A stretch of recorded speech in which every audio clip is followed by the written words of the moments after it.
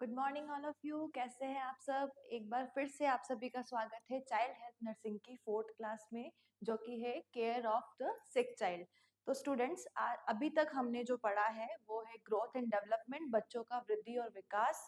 दूसरा हमने पढ़ लिया है न्यूट्रिशन ऑफ इन्फेंट, कि बच्चों का पोषण क्या रहेगा। तीसरा हमने पढ़ा था क्लास में कि बच्चों के अधिकार कौन से रहेंगे।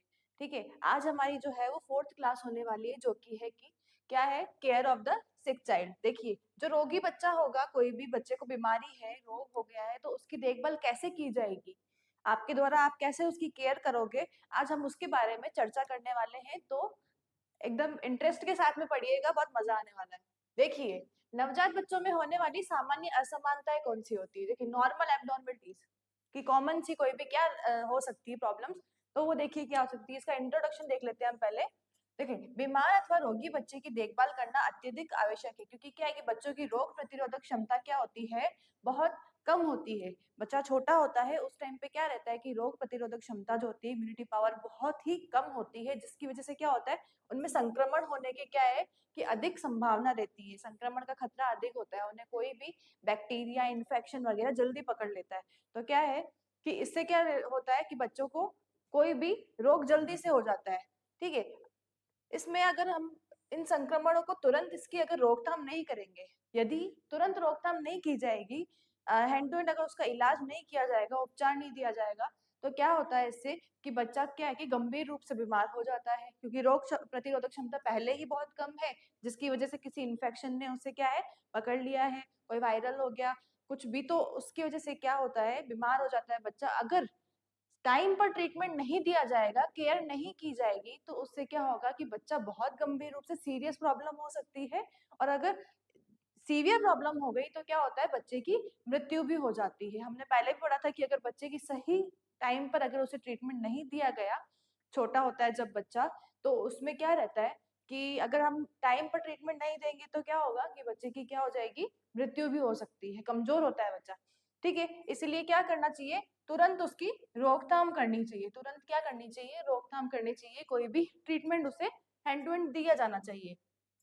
ठीक है, जिससे क्या है कि रोगकार बच्चे को शरीर व मानसिक वृद्धि को अवरुद्ध कर देते हैं और प्रत्येक शारीरिक तंत्र को प्रभावित करते हैं। अब रोग क्या होते हैं कि बच्चे की जो भी वृद्धि और विकास होता है ना, उसको क्या करते हैं, प्रभावित करते हैं। हमने पहले जब ग्रोथ एंड डेवलपमेंट वाला वृद्धि और विकास का चैप्टर पढ़ा था, उसमें भी कारक आए थे, आपको याद हो अगर, तो उसमें भी कारक आए थे। बच्चों को प्रभावित करने वाले कारकों में एक बीमारी भी कारक था, जिसमें क्या है कि अगर बच्चा बीमार हो जाता है तो उसकी वृद्धि और विकास दोनों क्या हो जाती है, रुक जाती है, या फिर उसको प्रभावित करती है, स्लो हो जाती है।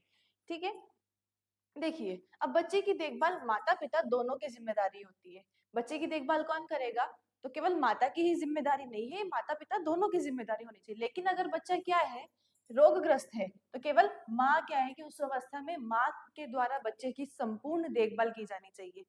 आपको पता है कि जब बच्चा छोटा होता है तो उसे क्या रहता है कि माँ की जरूरत सबसे ज्यादा रहती है। तो अगर बच्चा छोटा है बिल्कुल, तो अगर रोगग्रस्त हो गया है, कोई बीमार हो गया है, तो उसे किसकी केयर में रखा जाना चाहिए, माता की केयर में उसे रखा जाना चाहिए। और अगर वो हॉस्पिटल में है तो उसकी देखभाल कौन करेगा, उसकी देखभाल करेंगे आप लोग, यानी कि नर्सिस के द्वारा नर्सिंग प्रक्रिया का उपयोग करके क्या की जाती है, उनकी देखभाल की जाती है। देखिए, उनकी हॉस्पिटल में नर्सेस के द्वारा उनकी देखभाल की जाएगी। हॉस्पिटल में बच्चे की देखभाल करने के लिए नर्सेस के द्वारा कौन सी नर्स प्रक्रिया अपनाई जाती है, नर्सिंग प्रक्रिया। यानी कि आप जो कोर्स कर रहे हैं एएनएम कोर्स नर्स बनने के लिए, तो उस प्रक्रिया का उपयोग करके वो जो प्रोसेस है आप उसका फॉलो करके बच्चे की क्या करेंगे, केयर करेंगे। देखिए नेक्स्ट, अब देखिए नर्सिंग प्रक्रिया क्या है, आप सभी जानते ही हैं, एक क्रमिक रूप से चलने वाली प्रक्रिया है, जिसके प्रत्येक पद का क्रम से उपयोग करते हुए नर्सेस द्वारा बच्चों की देखभाल की जाती है। नर्सिंग प्रक्रिया का उपयोग करते हुए क्रम से, सीक्वेंस से चलते हुए क्रम से क्या करेंगे, बच्चों की हम देखभाल करेंगे। देखिए, नर्सिंग प्रक्रिया के अंतर्गत निम्नलिखित पदों को सम्मिलित किया गया है। कैसे, अब क्या है कि निम्नलिखित पद कौन कौन से, स्टेप बाय स्टेप आपको क्या करनी है, बच्चे की केयर करनी है। कि बच्चा आपके पास आता है, कोई भी रोगी बच्चा आता है, बीमार है, उसे कोई भी इन्फेक्शन वगैरह हुआ है, कुछ भी हुआ है, तो उससे क्या होगा कि आपके पास आएगा तो आप सबसे पहले क्या करेंगे, बच्चे का असेसमेंट करेंगे, यानी कि आकलन करेंगे आप बच्चे का। ठीक है, आप शिशु का क्या करेंगे, आकलन करेंगे, देखेंगे कि उसे क्या है, समस्या की पहचान करेंगे कि उसे क्या प्रॉब्लम है।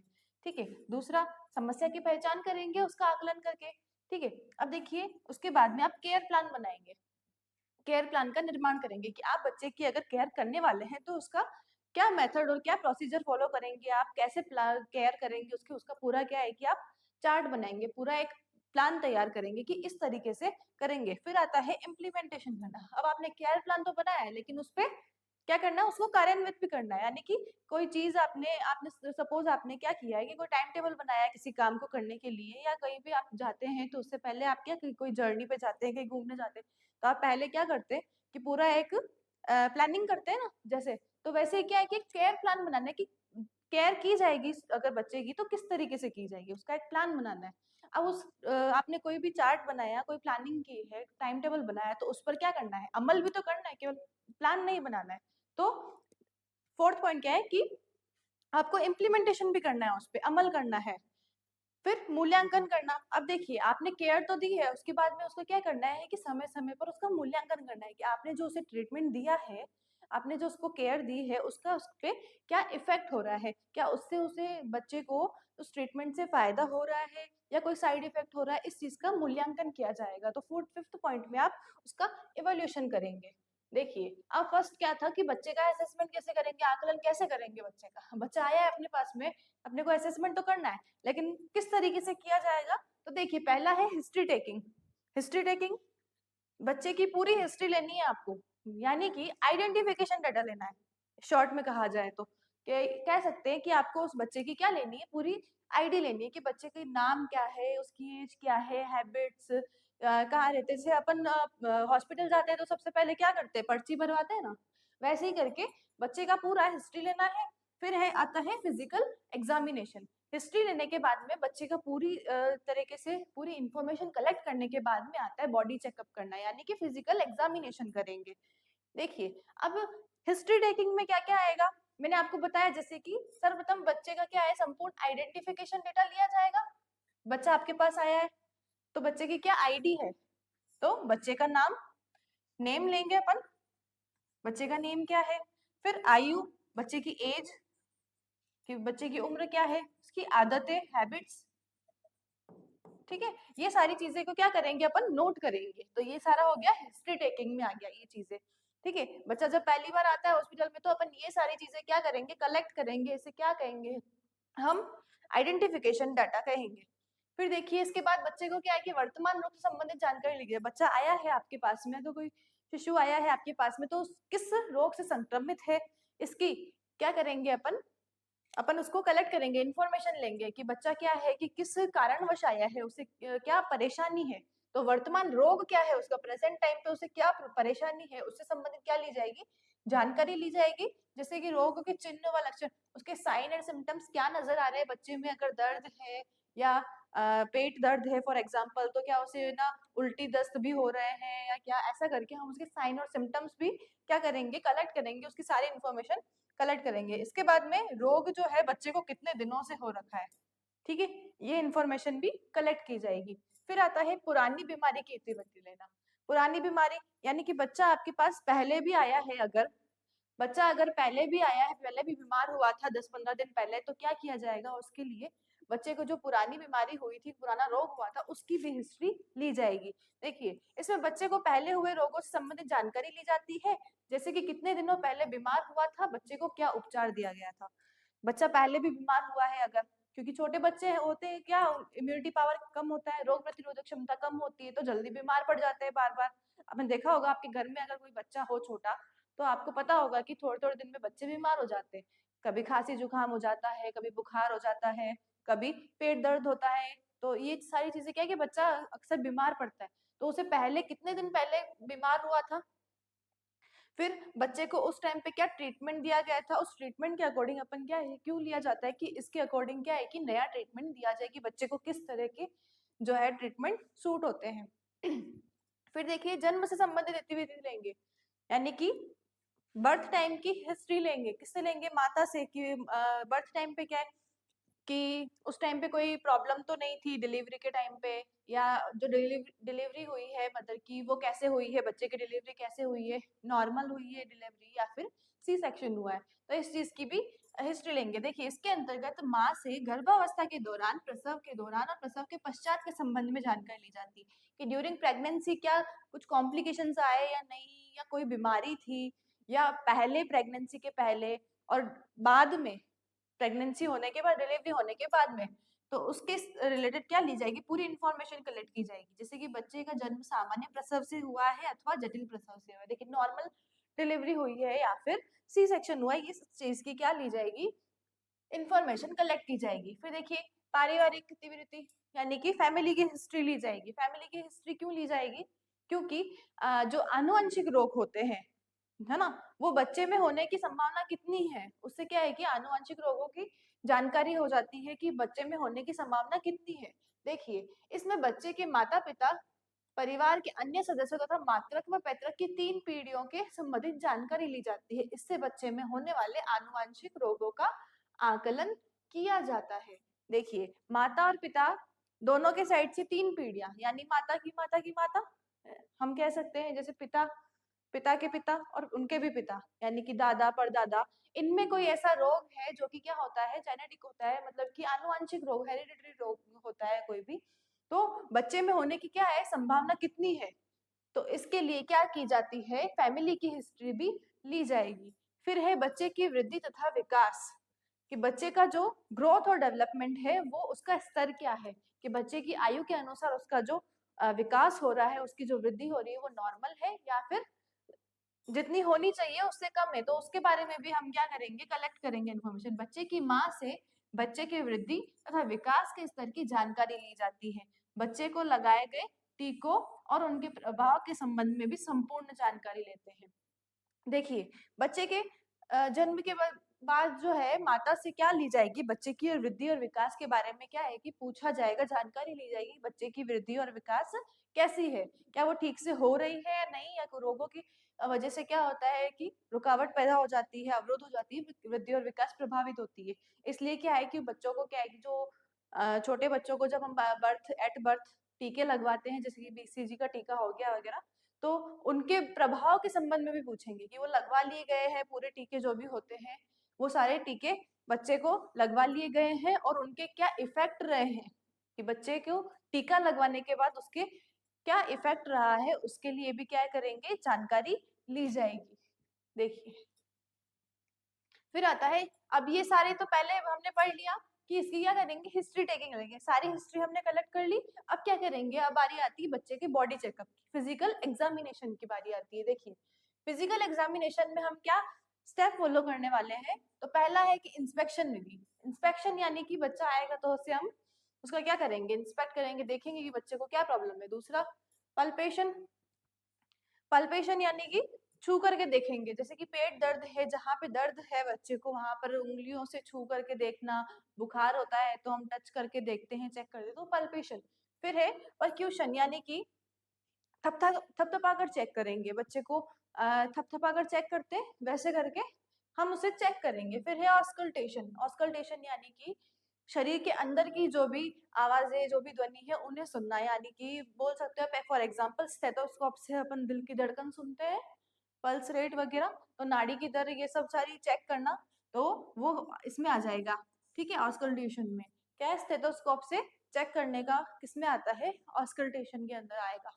फिर आता है बच्चे के शारीरिक परीक्षण के दौरान उसे शांत व सुरक्षित वातावरण उपलब्ध कराया जाता है। आपने देखा होगा जब भी आपके घर में कोई बच्चा हो छोटा, अगर वो बीमार हुआ हो तो आप उसे हॉस्पिटल लेके गए हो, और वहां पे आपने देखा होगा कि जो है बच्चों का अलग से एक रूम बना होता है, जो कि क्या होता है बच्चों के अकॉर्डिंग ही पूरा डेकोरेट होता है।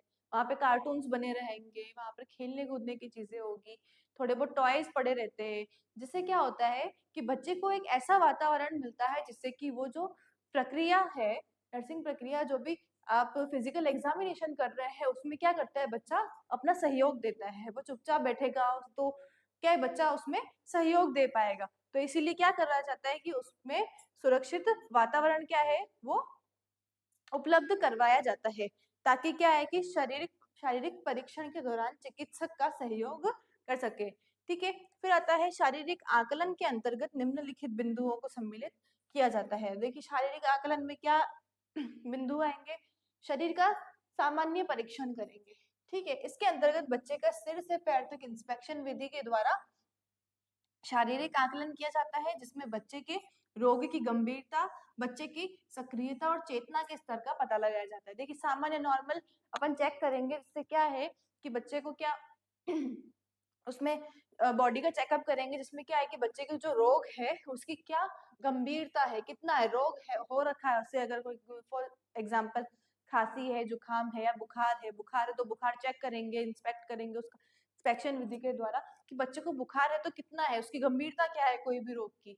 ठीक है, ऐसे करके इस स्तर का पता लगाया जाएगा कि कितना हो रखा है। फिर आता है चेहरे के हाव भाव।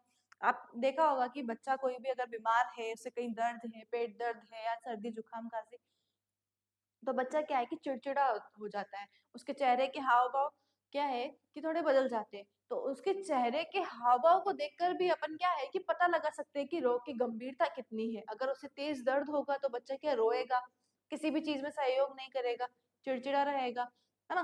तो क्या है कि चेहरे के हाव भाव से भी अपन पहचान सकते हैं कि उससे जो कोई दर्द है, कहीं पे कोई रोग है, उसकी पीड़ा कितनी है, उसके चेहरे से क्या है कि स्पष्ट रूप से पता चल जाती है।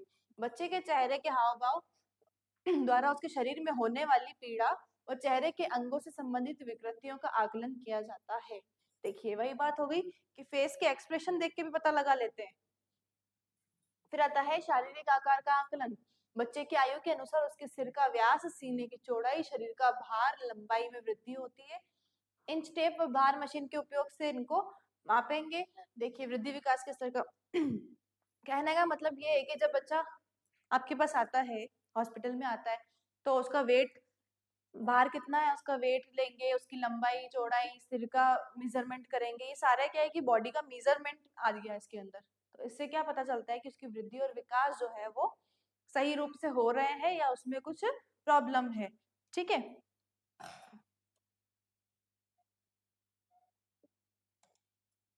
चलिए नेक्स्ट।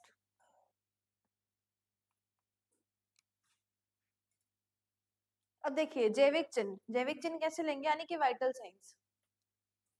जैविक चिन्हों के अंतर्गत क्या आएगा, शरीर का ताप, नाड़ी की दर, श्वसन, रक्तदाब को सम्मिलित किया जाता है। मैंने आपको बताया था वाइटल साइंस में क्या क्या चीजें आती है।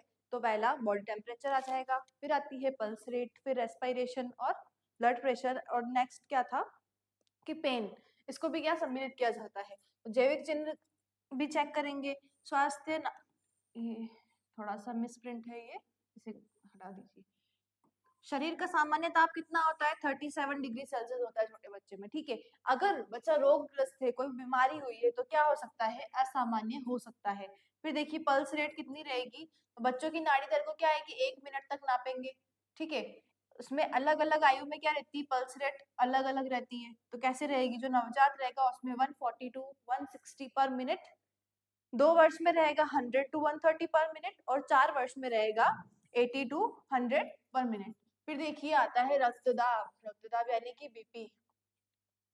ठीक है, छोटे बच्चों में कितना, 80 टू 50, 80 टू 50, और 12 वर्ष तक के बच्चे में कितना होता है, 100 टू 65 mm ऑफ Hg। फिर आती है श्वसन दर यानी रेस्पिरेशन। नवजात में रहेगी 25 से 45 पर मिनट, 2 वर्ष में रहेगी 20 से 35 पर मिनट, और 10 वर्ष में रहेगी 18 से 25 पर मिनट।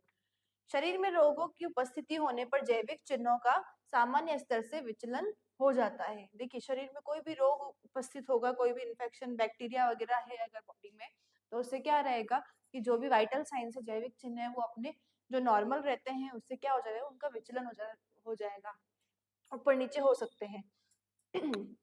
फिर देखिए त्वचा का परीक्षण करेंगे, स्किन स्किन भी चेक की जाएगी कि कैसी है बच्चे की स्किन, देखकर पता लगाएंगे। देखिए त्वचा के परीक्षण द्वारा विभिन्न त्वचीय रोगों की जानकारी हो जाती है। निर्जलीकरण की स्थिति में त्वचा शुष्क हो जाती है। सिर तथा चेहरे की संरचना एक सामान्य बच्चा दो से, अब देखिए क्या कहना चाह रहा है कि त्वचा का परीक्षण में क्या है कि स्किन चेक करेंगे, बच्चे की स्किन को देखकर पता लगाएंगे कि कैसा है। इससे क्या होता है कि विभिन्न त्वचीय रोगों, जो भी डिफरेंट टाइप की जो डिफरेंट टाइप की जो स्किन प्रॉब्लम्स होती है उनके बारे में पता लगा लिया जाता है कि बच्चों को किसी से एलर्जी तो नहीं है, रेडनेस, रैशेस दिखाई देंगे, दाने दिखाई देंगे स्किन पर, है ना। और अगर डिहाइड्रेशन है, निर्जलीकरण है, तो क्या होगा, उसकी स्थिति में बच्चे की जो स्किन है वो ड्राई हो जाएगी, ठीक है, उसपे क्रैक्स नजर आएंगे। तो ये क्या होता है, निर्जलीकरण की स्थिति में होता है, स्किन पर नजर आती है। सिर तथा चेहरे की संरचना एक सामान्य बच्चे का 2 से 3 माह के बच्चे की आयु में अपने सिर की स्थिति को नियंत्रित करने लग जाता है। 2 से 3 माह का बच्चा जो होता है वो अपने जो सिर है उसको बैलेंस करने लग जाता है। फिर बच्चे के सिर के परीक्षण द्वारा विभिन्न तंत्रिका तंत्र संबंधी रोगों की उपस्थिति का पता लगाया जाता है, जैसे कि माइक्रोसेफली, माइक्रो 2-2 बार लिखा है, एक को कट कर देते हैं अपन। देखिए जैसे कि माइक्रोसेफली और हाइड्रोसेफेलस आदि का पता लगाया जाता है। सिर के नाप के द्वारा सिर का क्षेत्रफल, उसका परीक्षण, उसको चेक करेंगे तो उससे क्या पता लगाया जाता है कि बच्चे में उपस्थित होने वाले रोग में से माइक्रोसेफली तो नहीं है कहीं, यानी कि मस्तिष्क का सामान्य रूप से क्या होता है, सामान्य जो होता है आकार उससे कम होना। दूसरा है हाइड्रोसेफेलस, यानी कि मस्तिष्क में क्या, पानी का जमाव। हाइड्रो का मतलब पानी, तो मस्तिष्क में क्या हो जाएगा, पानी का जमाव, पानी भर जाता है।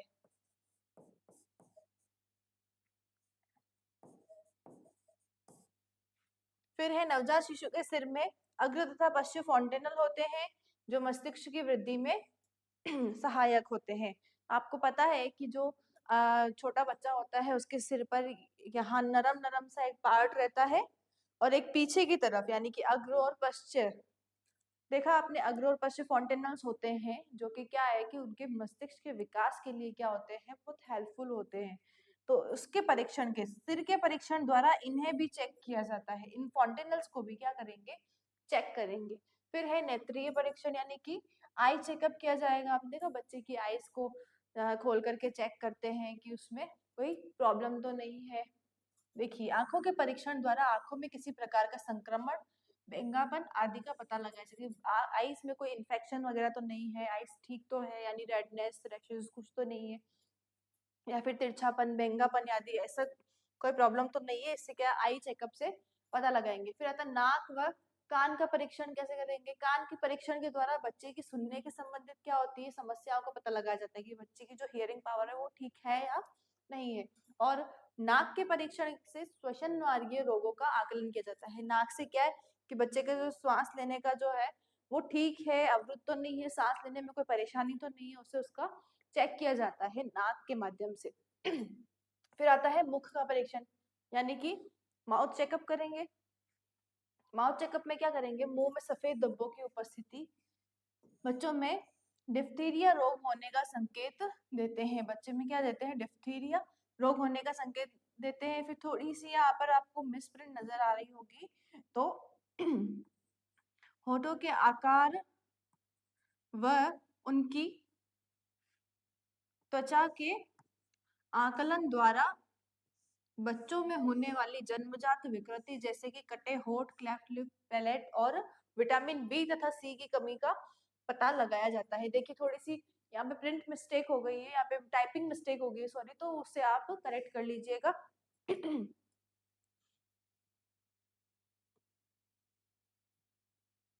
फिर आता है गले का परीक्षण, इसमें स्पेस है, ठीक है। गले में थायराइड ग्रंथि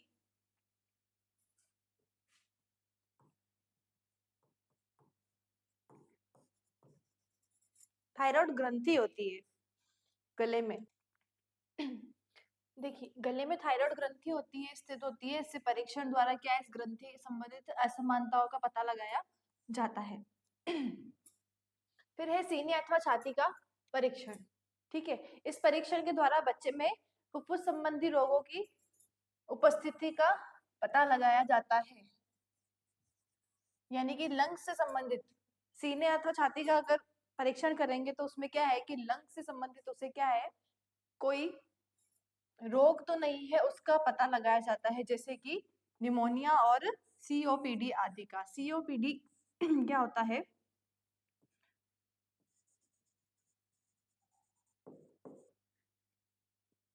क्रॉनिक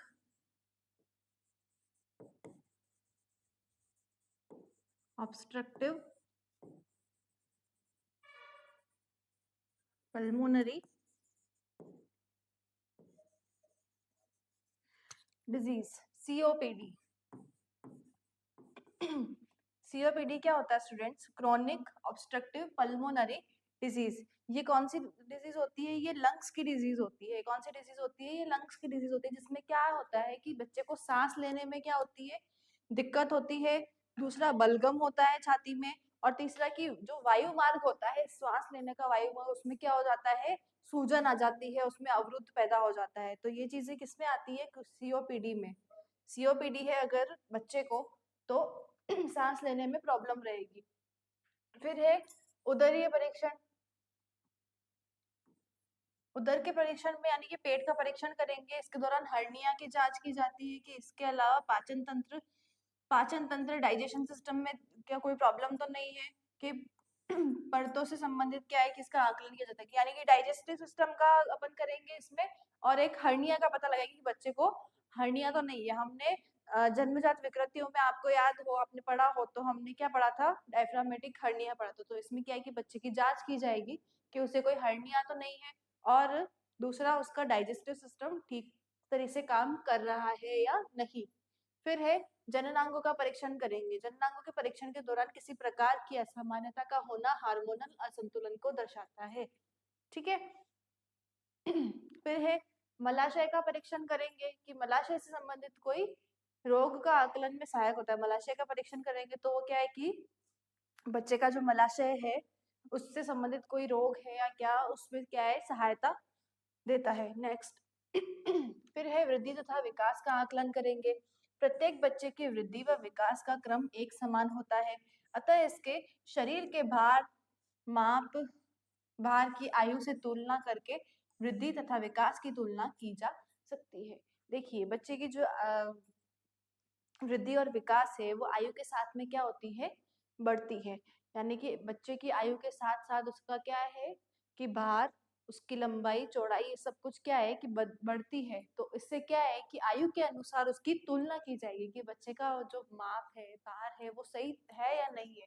इससे क्या करेंगे? वृद्धि और विकास का आकलन करके हम पता लगाएंगे कि बच्चे को क्या है कि कोई प्रॉब्लम है या नहीं है। फिर है समस्या की पहचान की जाएगी कि बच्चे को क्या समस्या है। संपूर्ण शारीरिक परीक्षण के बाद बच्चे के रोग की समस्या का पता लगाकर उसका नोटिफिकेशन करते हैं कि अब सारा कुछ पता लगा लिया हमने, हिस्ट्री ले ली, फिजिकल एग्जामिनेशन हो गया, ठीक है, वाइटल साइंस ले लिए, उसके बाद में हम क्या करेंगे? इसका नोटिफिकेशन दे देंगे, इसकी सूचना दे देंगे। ठीक है। फिर देखिए केयर प्लान का निर्माण करेंगे। समस्या के निदान व आवश्यकता अनुसार केयर प्लान बनाया जाता है कि जैसे अपने को आवश्यकता है ना, नीड के अकॉर्डिंग अपन उसका केयर प्लान बनाएंगे, जिससे कि बीमार बच्चे की उपयुक्त देखभाल की जा सके। स्टेप बाय स्टेप क्या करेंगे? हम उसकी देखभाल करेंगे। फिर इम्प्लीमेंटेशन, यानी कि केयर प्लान जो बनाया है उस पर हम अमल करेंगे। केयर प्लान के अनुसार निश्चित क्रम से बच्चे की स्वास्थ्य समस्याओं का समाधान किया जाएगा। फिर आता है इवोल्यूशन। नर्सिंग सेवा देने के पश्चात निश्चित अंतराल में कार्यों की प्रभावितता का मूल्यांकन करते रहना चाहिए। देखिए मैंने कहा था आपको कि हमने जो भी ट्रीटमेंट दिया है, इम्प्लीमेंट किया है अपने केयर प्लान पे, उस केयर प्लान का क्या करेंगे? उसका क्या इफेक्ट हुआ है बच्चे पर, उसका इवोल्यूशन हम टाइम टू टाइम हर समय अंतराल में करते जाएंगे। फिर देखिए बच्चे में होने वाली सामान्य असमानता है। ये देखिए बहुत ही इंपॉर्टेंट पॉइंट आ गया यहाँ पे एग्जाम पॉइंट ऑफ व्यू से। मैं इसे मोस्ट इम्पॉर्टेंट टिक कर देती हूँ, इसे अच्छे से पढ़िएगा। ठीक है, क्योंकि स्टूडेंट्स बहुत गलती करते हैं इस वाले क्वेश्चन में। इस क्वेश्चन में जो है काफी स्टूडेंट्स बहुत गलती करते हैं, तो इसलिए इस पॉइंट को आप अच्छे से पढ़िएगा कि सामान्यतः बच्चों में स्वास्थ्य संबंधित निम्नलिखित समस्याएं हो जाती है। कैसे? एक पोषण से संबंधित समस्या हो जाएगी, दूसरा जन्मजात विकृतियां होती है उससे समस्या हो सकती है, दूसरा है, तीसरा संक्रमण हो सकता है, इन्फेक्शन हो सकता है, एक्सीडेंट हो सकता है और कैंसर हो सकता है। ठीक है, ये 5 पॉइंट है। इन 5 पॉइंट को हम अच्छे से पढ़ेंगे कि बच्चे में होने वाली जो है सामान्य असमानता है, डिसऑर्डर्स कौन से हैं। तो ये 5 पॉइंट के अंदर आपको पूरा क्या है इसका राज छुपा है, समझ लीजिए। ठीक है, तो अच्छे से पढ़ेंगे। फर्स्ट पॉइंट क्या है इसका? देखिए पोषण से संबंधित समस्या कौन सी हो सकती है? बाल्यावस्था में शारीरिक वृद्धि तथा विकास तीव्र गति से होता है, जिसके लिए संतुलित आहार अत्यंत आवश्यक होता है। हमने पहले भी पढ़ा था कि एक बच्चे की वृद्धि, विकास, शारीरिक विकास के लिए बाल्यावस्था में क्या रहता है कि तीव्र गति से होता है, बहुत फास्ट होता है। इसके लिए क्या है कि उपयुक्त भोजन, संतुलित आहार, इन सब की अत्यंत आवश्यकता होती है। बहुत ज्यादा क्या है, इसकी नीड होती है। भोजन में अगर पोषक तत्वों की कमी हो जाती है, भोजन में अगर पोषक तत्वों की कमी हो जाती है तो इससे क्या हो जाता है, कमी से रोग हो जाते हैं। किनसे संबंधित? उन विटामिन, मिनरल्स, ऐसे पोषक तत्व, उनकी कमी से होने वाले रोग हो जाते हैं। जैसे कि बच्चा कुपोषित हो सकता है, कुपोषण हो सकता है पोषण की कमी से। दूसरा, विटामिन की कमी से होने वाले रोग हो सकते हैं। अगर विटामिन की कमी होगी किसी भी, तो उस विटामिन से रिलेटेड कोई रोग होगा उसकी, वो रोग हो जाएगा। फिर है लवणों की कमी से हो सकता है, ठीक है। फिर आता है निर्जलीकरण, यानी कि डिहाइड्रेशन हो सकता है, बच्चे में पानी की कमी हो सकती है। देखिए, पहला कुपोषण। देखिए, कुपोषण, अच्छा क्या आप सबको याद है कि कुपोषण में कौन से रोग आते हैं मुख्य रूप से? कौन से रोग मुख्य रूप से कुपोषण के अंदर आते हैं? ये जो रोग है ये कुपोषण से रिलेटेड क्लास में काफी बार डिस्कस हो चुका है, लेकिन फिर भी काफी स्टूडेंट ऐसे हैं जिन्हें क्या है कि पता ही नहीं होता है। क्यों पता नहीं होता है? क्योंकि वो ध्यान से पढ़ते ही नहीं है क्लास में। इसीलिए अगर आप ध्यान से मन लगाकर क्लास में अगर हर पॉइंट को अच्छे से पढ़ेंगे तो उससे क्या होगा कि आपको आसानी से याद हो जाएगा। उसे हमें रटने की जरूरत ही नहीं है, आसानी से आप उसको याद कर सकते हैं कि कुपोषण से होने वाले रोग कौन से। तो देखिए, इस रोग को प्रोटीन एनर्जी माल न्यूट्रिशन भी कहा जाता है, ठीक है। कुपोषण में क्या रहेगा, एक प्रोटीन की कमी हो जाएगी और एक एनर्जी की कमी हो जाएगी, ठीक है। प्रोटीन की कमी से होने वाला कौन सा रोग था? प्रोटीन की कमी से होने वाला रोग कौन सा था?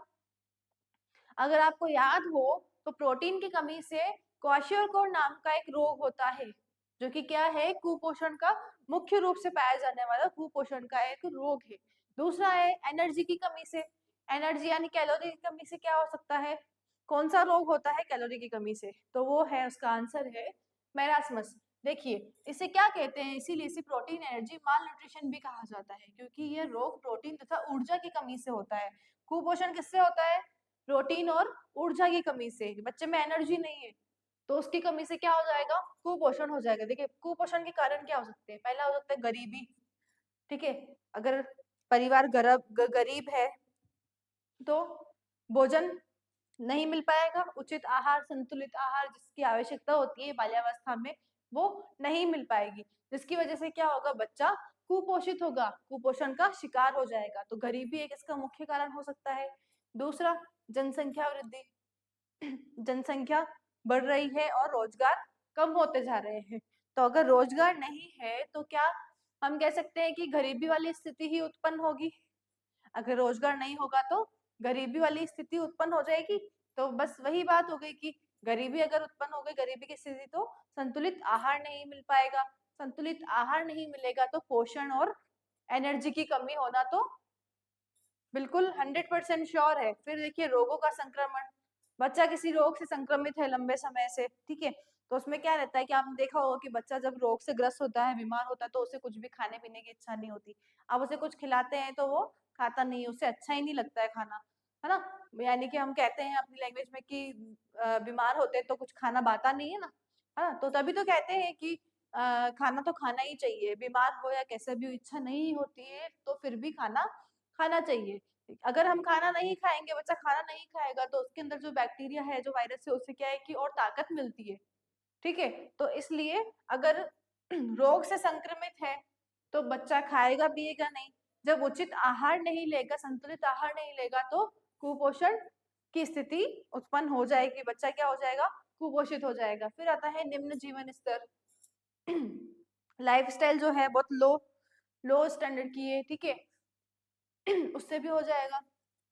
फिर भोजन की कमी से, यही गरीबी आ गई, है ना, गरीबी है, भोजन की कमी है ना। परिवार में अगर बच्चे को खिलाने के लिए उचित भोजन या उपयुक्त भोजन जिसकी आवश्यकता है, उस भोजन की कमी है, तो क्या हो जाएगा, बच्चे में पोषण की कमी हो जाएगी, प्रोटीन की कमी हो जाएगी और ऊर्जा की कमी हो जाएगी, जिससे क्या होगा, बच्चा कुपोषित हो जाएगा। कुपोषण के अंतर्गत देखिए मुख्यतः दो रोगों को सम्मिलित किया गया है। कौन से रोग? आपको तो पहले ही पता है कौन से रोग है। तो देखिए, पहला है इसका क्वाशियोकोर, जो कि किसकी कमी से होता है? क्वाशियोकोर होता है प्रोटीन की कमी से।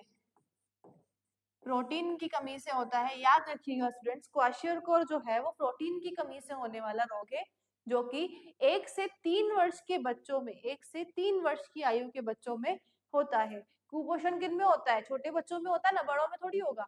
ठीक है, तो ये रोग कौन किस में होता है? 1 से 3 वर्ष की आयु के बच्चों को होता है। यह मुख्यतः किससे होता है? प्रोटीन की कमी से होता है। किससे होगा स्टूडेंट्स? प्रोटीन की कमी से होगा। नेक्स्ट है दूसरा रोग, कौन सा है? मेरास्मस। याद रखिएगा स्टूडेंट्स, मेरास्मस जो है वो किससे होता है? किसकी कमी से? कैलोरी की कमी से। कैलोरी की कमी से यानी कि एनर्जी। ठीक है, याद रखिएगा, कैलोरी की कमी से होने वाला, एनर्जी की कमी से होने वाला जो रोग है उसे हम कहते हैं मेरास्मस। यह रोग भी बच्चों को किसमें? 1 से 3 वर्ष की आयु में होता है। यह रोग मुख्यतः किसकी कमी से होता है? ऊर्जा की कमी से होता है। किससे होता है? ऊर्जा की कमी से। अब इसका ट्रीटमेंट, उपचार क्या हो सकता है इसका? तो बच्चे के भोजन में अतिरिक्त मात्रा में, बच्चे के भोजन में क्या करेंगे? अतिरिक्त मात्रा में प्रोटीन। ठीक है, बच्चे को ऐसा भोजन दिया जाएगा जिसमें प्रोटीन की मात्रा अधिक हो और कैलोरीज भी अधिक हो। तो देखिए, प्रोटीन व कैलोरी युक्त अवयवों को सम्मिलित करके कुपोषण का उपचार कर सकते हैं। बच्चे के खाने में, आहार में ऐसी चीजें सम्मिलित की जाएगी जिसमें क्या है? भरपूर मात्रा में प्रोटीन हो और उससे क्या है? उसे एनर्जी मिले। तो कैलोरी युक्त आहार को, अवयवों को सम्मिलित किया जाएगा। ठीक है, नेक्स्ट फिर होते हैं अब विटामिन की कमी से होने वाले रोग। देखिए, पहले तो हो गया पोषण की कमी से होने वाले रोग। अब बी पॉइंट क्या आता है कि विटामिन की कमी से होने वाले रोग। देखिए, भोजन में मुख्यतः जल में घुलनशील व वसा में घुलनशील विटामिन पाए जाते हैं। इनकी कमी से संबंधित रोग हो जाता है। देखिए, क्या होता है कि विटामिन जो है, अगर बच्चे की बॉडी में विटामिन, किसी भी विटामिन की कमी हो गई है, तो उस विटामिन की कमी से क्या होता है? उससे संबंधित रोग भी हो जाता है। उससे संबंधित रोग भी हो जाता है। अब देखिए स्टूडेंट, विटामिन की कमी से कौन से रोग हो सकते हैं? कौन से विटामिन से कौन सा रोग होगा? देखिए, विटामिन ए की कमी से क्या हो सकता है? विटामिन ए में एक हो सकता है बिटॉट स्पॉट और दूसरा है कंजक्टिवाइटिस जिरोसिस। बिटॉट स्पॉट क्या होता है? जो आंखों का सफेद भाग होता है। देखिए, आंखों के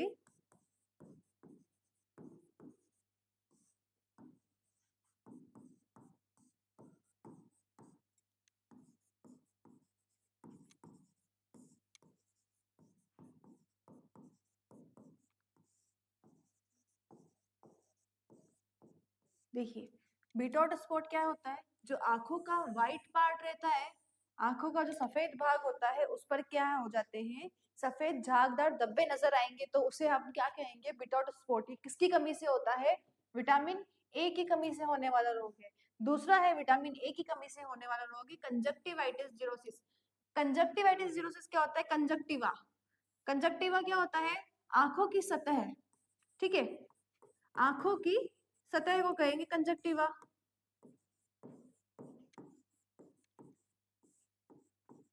आंखों की सतह पे क्या हो जाता है? कंजक्टिवाइटिस जिरोसिस में आंखों की सतह पर हो जाता है एक तो सूखापन और धुंधलापन। ठीक है, आपको जो आंखों की सतह है उस पर क्या नजर आएगा? सूखापन नजर आएगा और उससे क्या रहेगा? आंखों में धुंधलापन रहेगा। तो ये किसकी कमी से होता है? विटामिन ए की कमी से। पहला बिटॉट स्पॉट होता है और दूसरा क्या होता है? कंजक्टिवाइटिस जिरोसिस। अब देखिए, विटामिन डी की कमी से होने वाले, विटामिन डी की कमी से क्या होगा? बच्चों में तो हो जाएगा रिकेट्स और वयस्कों में होगा, वयस्कों में क्या हो जाएगा? Osteo Malaysia. बच्चों में हो जाएगा ऑस्ट्रियो मलेशिया। देखिए, रिकेट्स क्या होता है? मतलब इसमें क्या रहेगा? कैल्शियम और फॉस्फेट की कमी हो जाएगी और क्या रहेगा? बच्चे की जो हड्डियां रहेगी वो नरम होगी। क्या रहेगी? रिकेट्स में हड्डियां जो है वो, हड्डियां नरम,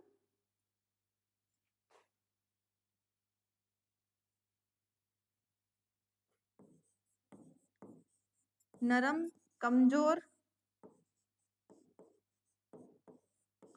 और क्या रहेगी? मुड़ी हुई रहेगी।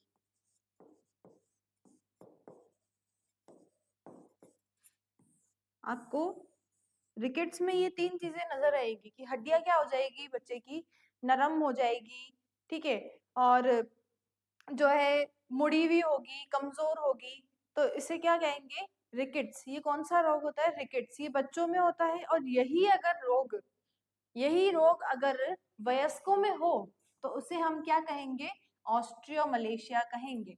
देखिए, विटामिन ई, टोकोफेरोल, टोकोफेरोल क्या होता है स्टूडेंट, टोकोफेरोल विटामिन ई का एक रूप है, ठीक है, जैसे विटामिन बी के रूप होता है ना, vitamin B6, B2, B1, B12, ऐसे ही विटामिन ई का एक रूप है टोकोफेरोल। इसकी कमी से क्या हो जाता है, एक तो नपुंसकता हो सकती है और दूसरा मांसपेशियां कमजोर हो जाती है। क्या हो जाती है, मांसपेशियां जो है वो कमजोर हो जाती है। अब देखिए, विटामिन सी से होने वाले रोग, ठीक है, विटामिन सी की कमी से होने वाले रोग कौन से होंगे, तो पहला इसमें आता है मुख्य रूप से, क्या आता है, रक्तस्राव, यानी कि क्या हो जाएगा, ब्लीडिंग,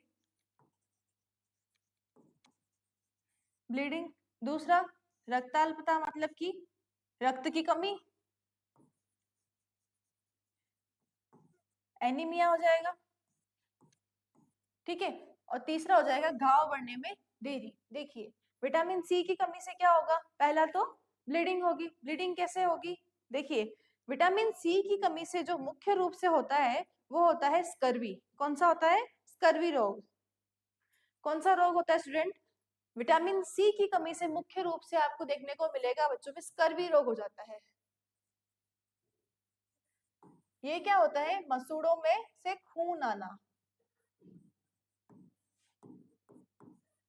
मसूड़ों से खून आना, तो हम इसे कहेंगे ब्लीडिंग, ठीक है। ब्लीडिंग कैसी होगी, मसूड़ों से। दूसरा इसमें क्या होगा स्कर्वी में कि विटामिन सी की कमी से दांत जो है, बच्चे के दांत जो होते हैं वो ढीले पड़ जाते हैं।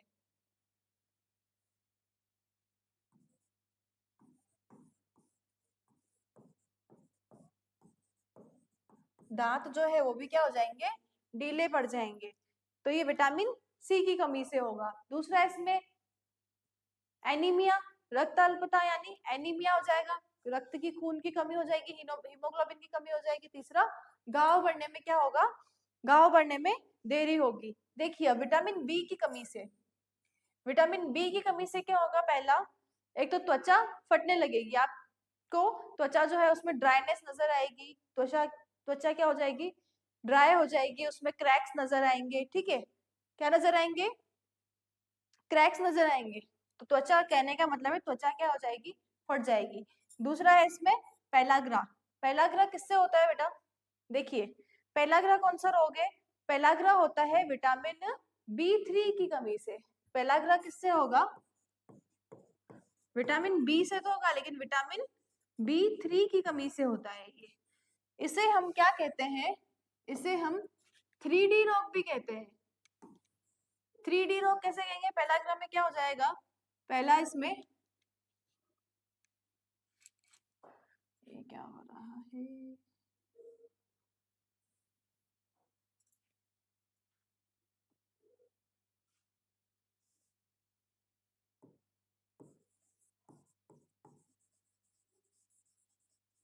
डायरिया, डिमेंटिया और डर्मेटाइटिस। इसे हम क्या कहते हैं, D3 रोग भी कहते हैं। चौथे डी के साथ में, चौथा डी क्या होता है इसमें, एक चौथा डी भी हम ऐड कर सकते हैं कि अगर इसकी ज्यादा मतलब विटामिन B3 की कमी ज्यादा हो जाती है और क्या है कि सही समय पर इसका इलाज नहीं किया जाता है, तो चौथा डी भी आ जाता है अपने अपने आप। कौन सा, डेथ। डेथ क्या है, चौथा डी है इसका, अगर इसका उपचार नहीं किया जाएगा सही समय पे, तो हम इसे क्या कहते हैं, पेलाग्रा में एक तो क्या हो जाएगा, डायरिया हो जाएगा, ठीक है, दस्त हो जाएंगे। फिर दूसरा, डिमेंटिया, मानसिक भ्रम, यानी कि कोई मेंटली प्रॉब्लम हो जाएगी, मानसिक रूप से भ्रमित रहेगा इंसान, रहता है ना कि मानसिक भ्रम हो जाता है किसी चीज का, है ना। और तीसरा आ जाता है इसमें डर्मेटाइटिस। डर्मेटाइटिस यानी कि त्वचा पर आपको लाल चकत्ते नजर आएंगे, त्वचा पर क्या रहेगा, रेडनेस नजर आएगी, तो उसे क्या कहेंगे हम, डर्मेटाइटिस। इसे क्या कहते हैं? पेलाग्रा को याद रखिएगा, पेलाग्रा को हम कहते हैं D3 रोग, सॉरी 3D रोग कहते हैं हम, है ना। 3D रोग भी कह सकते हैं। इसमें 3D कौन से हैं? डायरिया, डिमेंटिया और डर्मेटाइटिस। चौथे डी के साथ में अगर उपचार नहीं किया जाएगा तो कौन सा डी आ जाएगा? एक डेथ का डी आ जाएगा। और ठीक है, फिर आता है pernicious anaemia. Pernicious anaemia, pernicious anaemia किससे होता है? जब बॉडी क्या है? विटामिन B12 की, B12 को क्या करती है बॉडी? ठीक से एब्जॉर्ब नहीं कर पाती है। विटामिन B3 को क्या एब्जॉर्ब नहीं कर पाती है ठीक से, तो उससे क्या होता है? पर्नीसियस एनीमिया हो जाता है। ठीक है, और फोर्थ पॉइंट है इसमें चक्कर आना। ठीक है, विटामिन बी से क्या हो सकता है? चक्कर आना भी हो सकता है। ठीक है, अब देखिए ये जो पर्नीसियस एनीमिया है ना स्टूडेंट्स, पर्नीसियस एनीमिया में क्या रहेगा? आपको थकान रहेगी, शरीर में कमजोरी रहेगी, सिर में दर्द रहेगा। ठीक है, त्वचा क्या है? ड्राइनेस हो जाती है स्किन पर। देखा था हमने कि इसमें पेलाग्रा में भी यही वाली कंडीशन थी, त्वचा में ड्राइनेस वगैरह। तो ये सारी चीजें आपको पर्नीसियस एनीमिया में भी नजर आएंगी। ठीक है, देखिए अब नेक्स्ट, अब आते हैं इसके ट्रीटमेंट, उपचार। देखिए इसका क्या है? रोगों से संबंधित विटामिन के भोजन के अवयवों में सम्मिलित किया जाता है। देखिए जिस चीज की बॉडी में कमी है, जिस विटामिन की कमी है, उस विटामिन का उससे संबंधित भोजन के, जिस भोजन में वो विटामिन भरपूर मात्रा में पाया जाता हो, जिस विटामिन की बॉडी में कमी है, उसे क्या करेंगे हम? आहार में क्या किया जाएगा? उसे सम्मिलित किया जाएगा। फिर आता है लवणों की कमी से होने वाले रोग। संतुलित आहार में उपस्थित लवण तथा उनकी कमी व अधिकता से होने वाले रोग। देखिए निर्जलीकरण, ये पहला तो क्या हो गया? लवणों की कमी से। अगर लवण किसी आहार में क्या हो गया? उसकी संतुलित आहार में जितनी उपस्थिति होनी चाहिए उससे कम हो गए या ज्यादा हो गए, तो उससे क्या हो सकता है? उससे होने वाले रोग हो जाएंगे। फिर आता है निर्जलीकरण।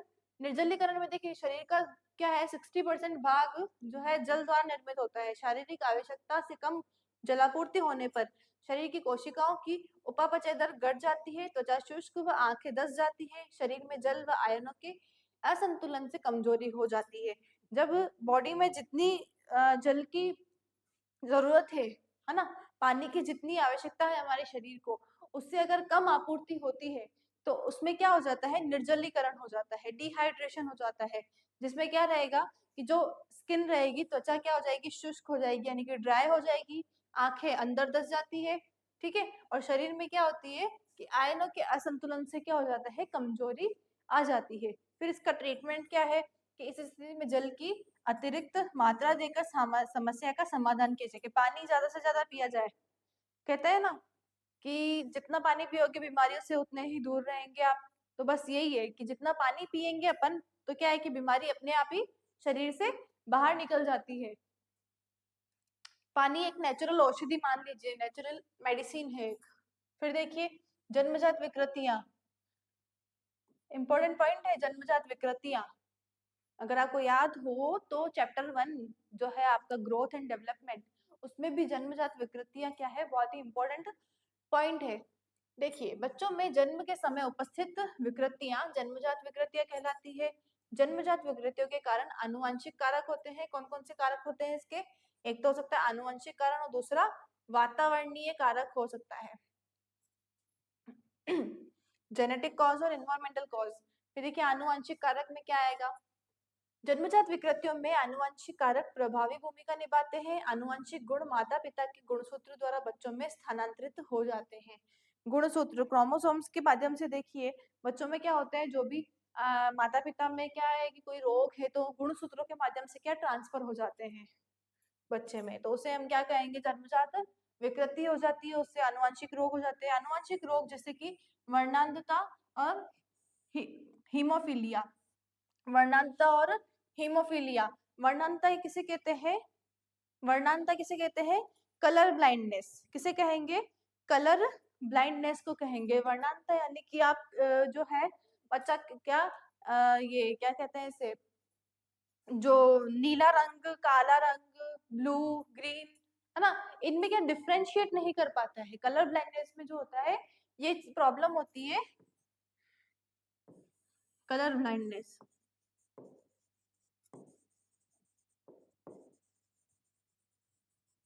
ये क्या होता है? आनुवंशिक रोग होता है, माता पिता से क्या है, गुणसूत्रों के माध्यम से ट्रांसफर हो जाता है, जिसमें क्या आता है? वर्णांधता। कलर ब्लाइंडनेस, कलर को पहचानने में, कलर की सही पहचान या फिर उसके शेड, कोई भी कलर के देखा होगा आपने कि पिंक शेड का भी अलग अलग शेड होता है, ठीक है? सॉरी।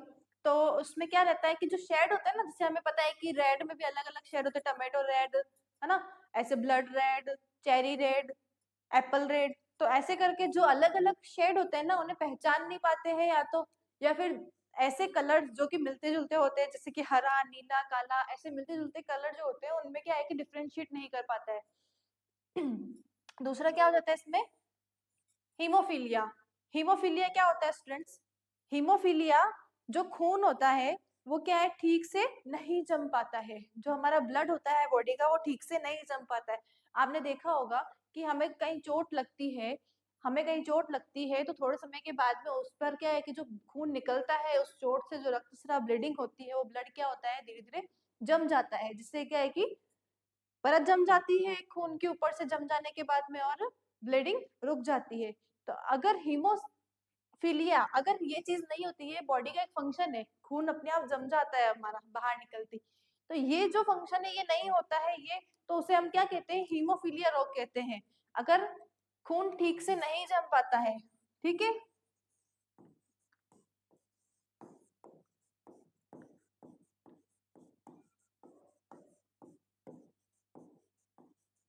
खून ठीक से नहीं जमना, तो इसे क्या कहेंगे हम? हीमोफीलिया।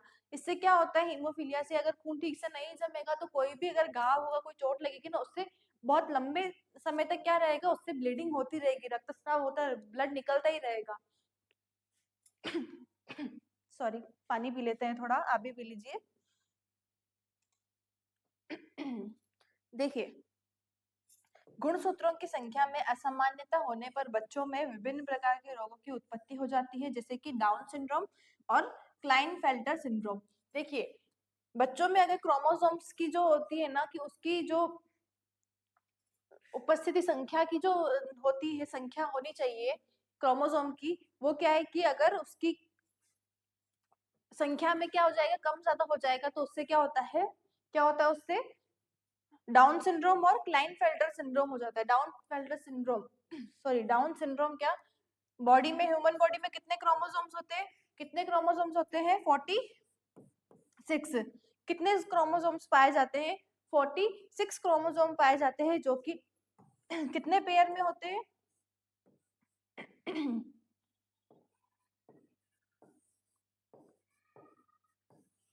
23 और 22 के पेयर में होते हैं। कितने पेयर में होते हैं? 2 पेयर में, 23 और 22 के पेयर में होते हैं, ठीक है? अब क्या होता है डाउन सिंड्रोम में, जो क्रोमोसोम 21 होता है ना, क्रोमोसोम 21, इसकी क्या हो जाती है, क्रोमोसोम 21 की एक्स्ट्रा कॉपी हो जाती है।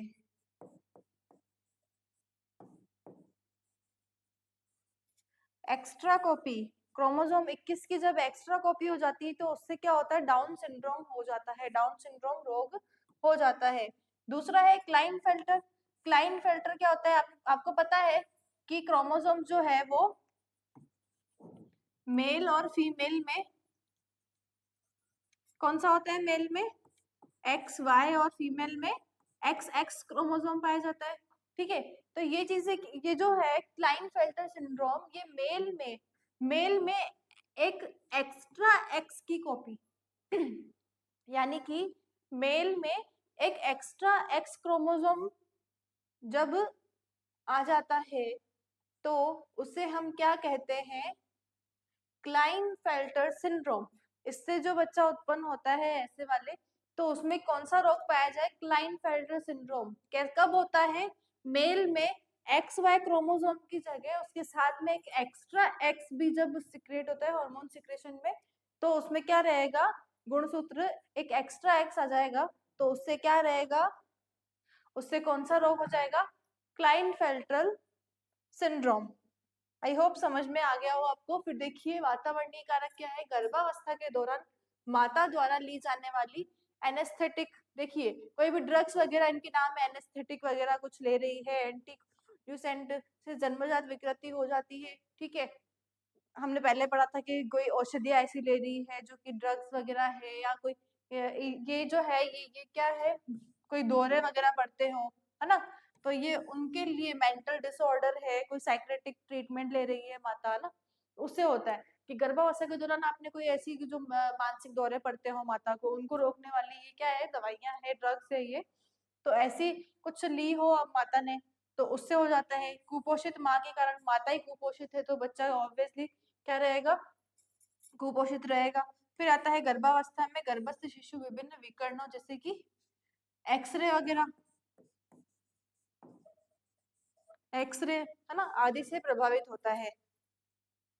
प्रेगनेंसी के टाइम पे क्या है कि मदर ने एक्सरे वगैरह कराया है तो विकिरणें वगैरह उनसे क्या है कि बच्चा क्या हो जाता है, प्रभावित हो जाता है, उसके विकास वगैरह ठीक से नहीं हो पाता है। फिर आता है गर्भावस्था के दौरान होने वाले संक्रमण जैसे कि रुबेला, और ये क्या है, साइटोमेगाला वायरस, ये वायरस है, देखिए स्पेस आ जाएगा इसमें, रुबेला वायरस, साइटोमेगाला वायरस और टॉक्सोप्लाज्मोसिस और सिफिलिसिस के संक्रमण होने से जन्मजात विकृतियां हो जाती है। थोड़ा सा इसमें क्या है, टाइपिंग मिस्टेक हो रखा है, आप इसको देखिएगा एक बार अच्छे से।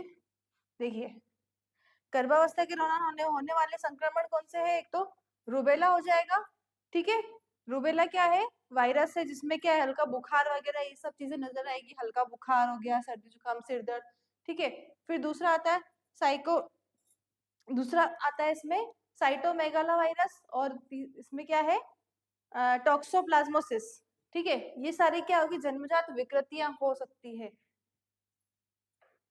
फिफ्थ पॉइंट है अन्य, अदर्स आ जाएंगे इसमें। फिर देखिए अधिक आयु में गर्भधारण करना, अगर ज्यादा एज है, उस एज में अगर गर्भधारण किया जा रहा है तो उसमें भी क्या रहता है, ज्यादा एज में गर्भधारण से भी ऐसी जो है जन्मजात विकृतियां होने का खतरा बढ़ा रहता है।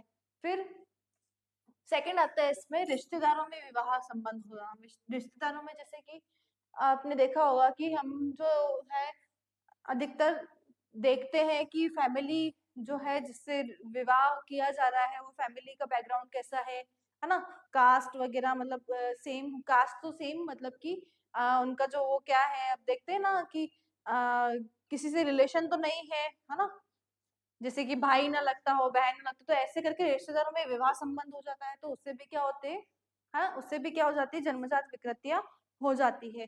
फिर आता है बच्चों में मुख्यतः निम्न जन्मजात विकृतियां हो सकती है, कौन सी हो सकती है, देखिए शारीरिक तंत्र से संबंधित, कौन सी, केंद्रीय तंत्रिका तंत्र में एनेफ्ला, कौन सी हो सकती है, एनसेफ्ला, और माइक्रोसेफली, हाइड्रोसिफेलस और स्पाइना बायोफिडा, ये सारी क्या हो सकती है, ये सारी हो सकती है तंत्रिका तंत्र से संबंधित।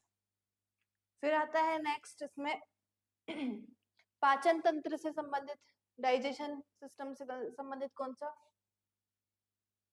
एक तो क्लेफ्ट लिप, कटा हुआ हो सकता है, क्लेफ्ट पैलेट यानी कटा हुआ तालू हो सकता है, और ये क्या है, पाइलोरिक स्टेनोसिस। पाइलोरिक स्टेनोसिस क्या होता है, पेट से आंत की तरफ जो रास्ता होता है, पेट से आंत में जाने वाला जो रास्ता होता है,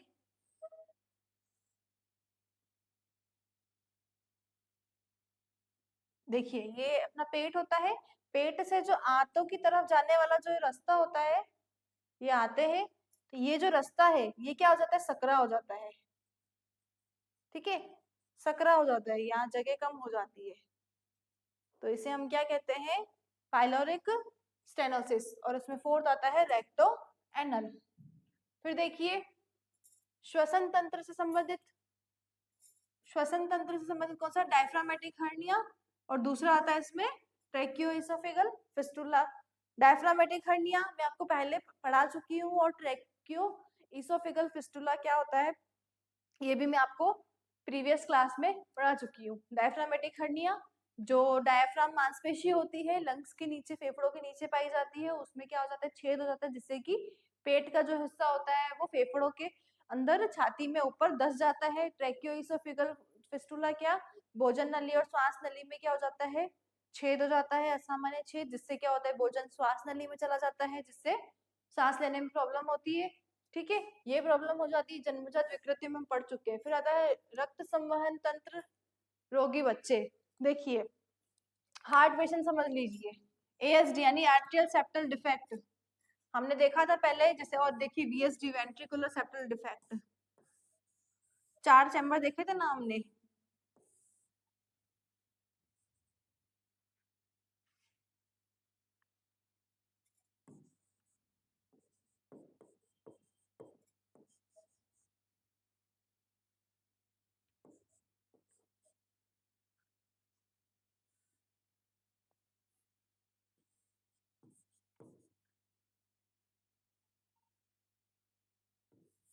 देखिए हार्ट के 4 चैम्बर देखे थे हमने, है ना, right atrium, left atrium, right ventricular और लेफ्ट वेंट्रिकुलर। जिसमें क्या है कि आर्टियल सेप्टल डिफेक्ट में तो क्या होता है, जो इन दोनों के बीच में, दोनों आर्ट्रियम के बीच में जो दीवार होती है, दोनों चैम्बर्स के बीच में जो दीवार होती है, उसमें क्या हो जाता है, छेद हो जाता है, उसे हम कहेंगे आर्टियल सेप्टल डिफेक्ट। और वेंट्रिकुलर्स की दीवार में छेद हो जाएगा तो क्या कहेंगे उसे, वेंट्रिकुलर सेप्टल डिफेक्ट। फिर देखिए जनन तंत्र, जनन तंत्र में अगर कोई प्रॉब्लम है, जनन तंत्र से संबंधित जो है कौन से रोग हो सकते हैं, एपिरपेडियोसिस, यानी कि जो मूत्र मार्ग होता है, जो मूत्र मार्ग होता है उसमें क्या होता है, अवरुद्ध हो जाता है। मूत्र मार्ग में क्या रहेगा, अवरुद्ध, यानी कि मूत्र मार्ग जो है वो पूर्ण तरह से विकसित नहीं हो पाता है। जब मूत्र मार्ग पूर्ण तरह से विकसित नहीं होता है, सॉरी, तो उसे क्या कहते हैं हम, एपिरपोडिस कहते हैं, एपिरपोडियसिस कहते हैं। और ये क्या है, हाइपोस्पेडियोसिस। हाइपोस्पेडियोसिस में क्या होता है, ये पुरुषों में होता है। किसमें होता है, पुरुषों में। जो पुरुषों का जो मूत्र मार्ग होता है, मूत्र छिद्र होता है, वो क्या होता है, नीचे की तरफ होता है। इसमें कहाँ होता है, नीचे की तरफ। फिर देखिए नेक्स्ट, केंद्रीय तंत्रिका तंत्र से संबंधित रोग कौन से हो सकते हैं। पहला इसमें है टेलिप्स। पहला क्या है इसमें, टेलिप्स। टेलिप्स क्या होता है, यानी कि टेलिप्स को हम कह सकते हैं कि क्लब फुट, क्या कह सकते हैं,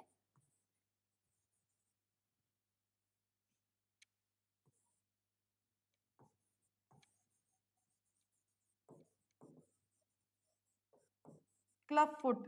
देखिए आपने देखा होगा कि कुछ बच्चों के क्या होते हैं, पैर जो होते हैं वो अंदर की तरफ मुड़े हुए होते हैं। कैसे होते हैं, अंदर की तरफ मुड़े हुए होते हैं जो पैर होते हैं बच्चों के, तो उन्हें हम क्या कहेंगे, क्लब फुट यानी कि टेलिप्स कहेंगे। ठीक है, फिर इसमें दूसरा आता है सिंडेक्टली। सिंडेक्टली यानी क्या, कि जो उंगलियां होती है, हाथ और पैर की उंगलियां, ठीक है, तो हाथ और पैर की उंगलियां क्या है, जैसे कि हमारी अलग अलग उंगलियां होती है। ठीक है, तो इस प्रॉब्लम में क्या होता है, इस रोग में होता है कि हाथ और पैर की उंगलियां, कुछ उंगलियां क्या आपस में जुड़ी हुई होती है, या तो पैरों की हो सकती है या हाथ की हो सकती है, यानी कि एक से जाली नुमा हो जाती है। ठीक है, तो सिंडेक्टली को क्या कहेंगे हम, हाथ व पैरों की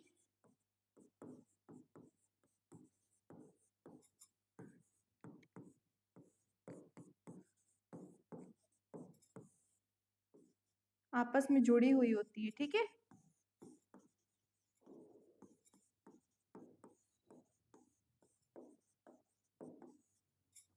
देखिए चलते हैं नेक्स्ट। फिर इसका उपचार क्या रहेगा, जन्मजात विकारों का उपचार व रोकथाम हेतु सुधार द्वारा किया जाता है ना, जो कि निम्नानुसार किया जाएगा। देखिए रोकथाम सुधार कैसे करेंगे। देखिए स्टूडेंट्स, हम जन्मजात विकृतियों के उपचार कैसे हो सकते हैं, ट्रीटमेंट कैसे किया जा सकता है ऐसी जो जन्मजात विकृतियां हैं, तो उसमें हम पहला पढ़ रहे हैं चिकित्सकीय उपचार। देखिए ऐसी जन्मजात विकृतियां जो कि हार्मोन से संबंधित होती है, ठीक है, जो कि क्या होती है, हार्मोन से या उपापचय। देखिए ऐसी जन्मजात विकृतियां जो उपापचय दर व हार्मोन से संबंधित होती है, जैसे कि पीकेयू और हीमोफीलिया। ठीक है, कुछ जन्मजात विकृतियां ऐसी होती है जिनका कि केवल डॉक्टर के पास जाकर चिकित्सकीय उपचार लेकर डॉक्टर से ट्रीटमेंट लेकर के हम क्या कर सकते हैं, उन्हें ठीक कर सकते हैं। और कुछ जन्मजात विकृतियां ऐसी होती है जिनके लिए हमें दूसरी पद्धतियां अपनानी पड़ती है, जैसे कि शल्य चिकित्सा, सर्जरी वगैरह हमें करनी पड़ती है। तो पहला हम जो पढ़ रहे हैं वो है चिकित्सकीय उपचार, यानी कि नॉर्मल डॉक्टर की कंसल्ट लेकर के जो मेडिसिन का ट्रीटमेंट वगैरह रहता है उससे भी हम क्या कर सकते हैं। तो कौन सी जो होती है बीमारियां, कौन सी जन्मजात विकृति है, जैसे कि हार्मोन से संबंधित हो गई, जो जन्मजात विकृतियां हार्मोन से संबंधित होती है, जैसे कि पीकेयू। पीकेयू यानी फेनिलक्यूटोन्यूरिया।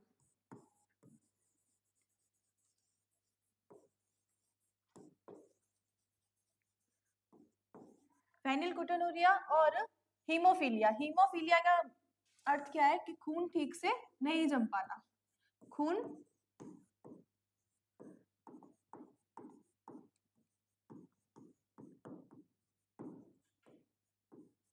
खून ठीक से नहीं जमना। आपने देखा होगा कि जब हमें इंजरी हो जाती है, कहीं कोई वाउंड, कोई कट वगैरह लग जाता है, तो वहां पर थोड़े समय के बाद में क्या होता है कि जो खून रहता है, हमारे ह्यूमन बॉडी का जो एक फंक्शन है, नेचुरल फंक्शन, जो हमारा ब्लड रहता है, वो अपने आप क्या होने लग जाता है, जमने लग जाता है, ऊपर एक परत जम जाती है। फिर अगर आपने कभी ऐसा देखा हो कि अगर हम उसे नाखूनों से हटाने की कोशिश करते हैं, खुरचते हैं, तो क्या होता है, फिर से ब्लीडिंग स्टार्ट हो जाती है। तो ये क्या है कि बॉडी का एक नेचुरल फंक्शन है।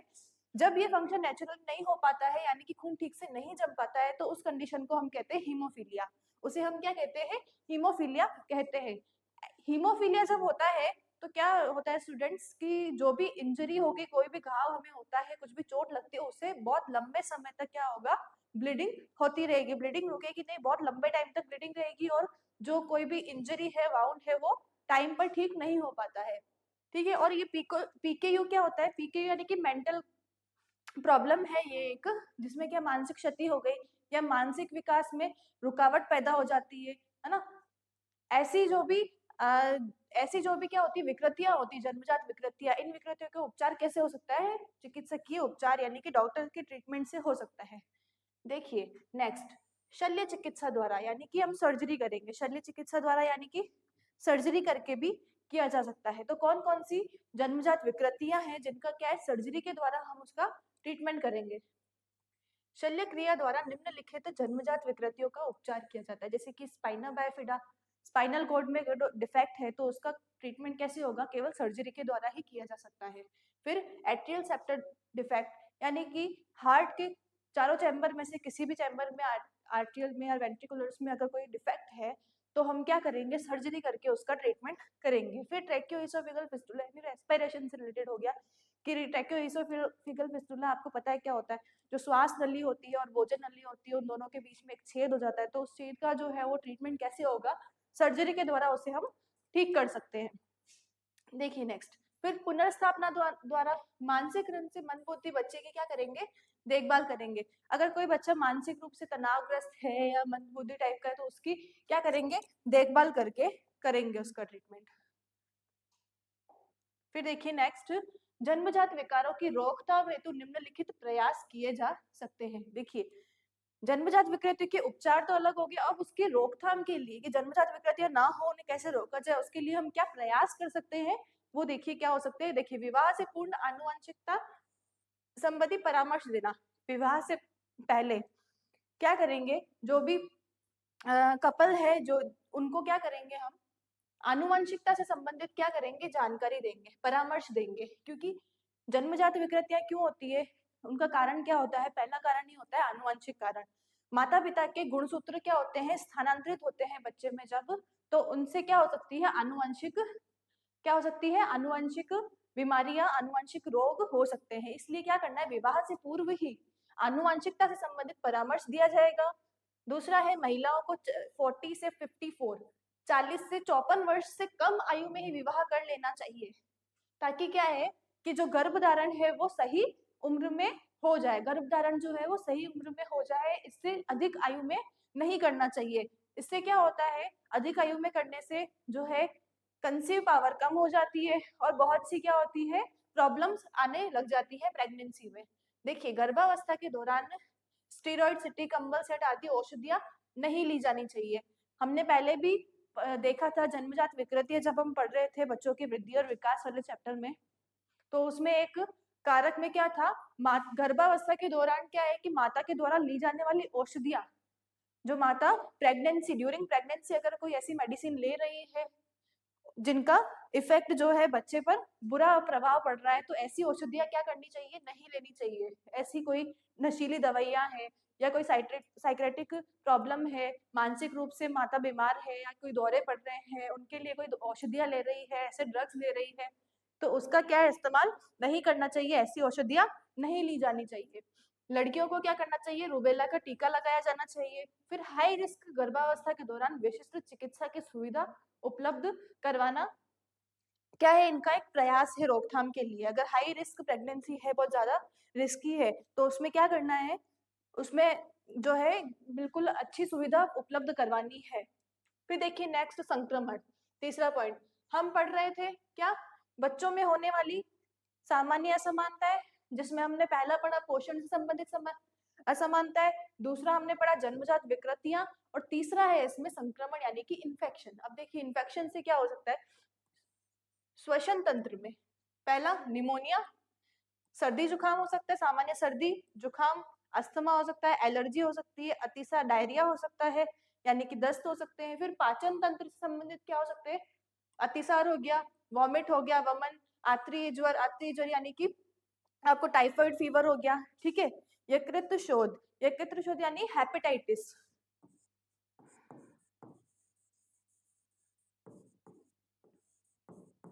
हेपेटाइटिस यानी कि इन्फ्लामेशन ऑफ लीवर,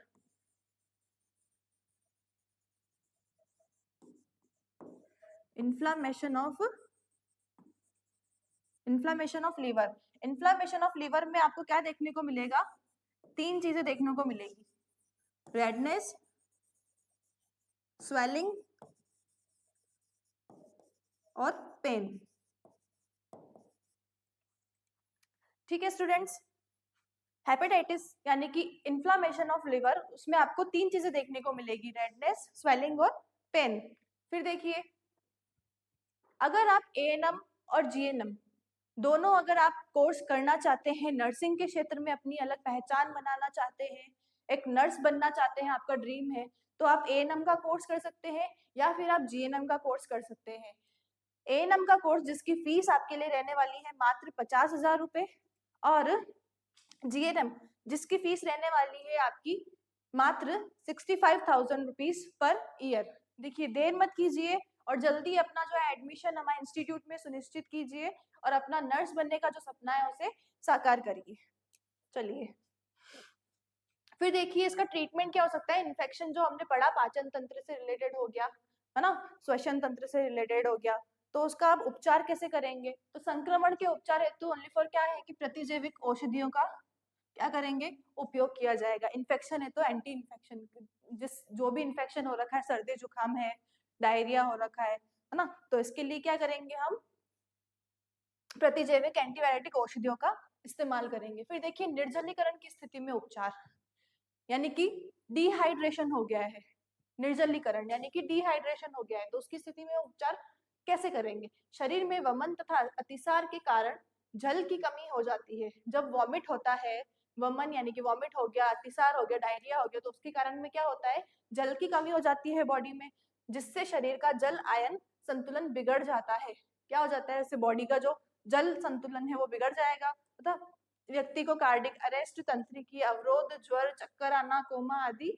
हो सकता है।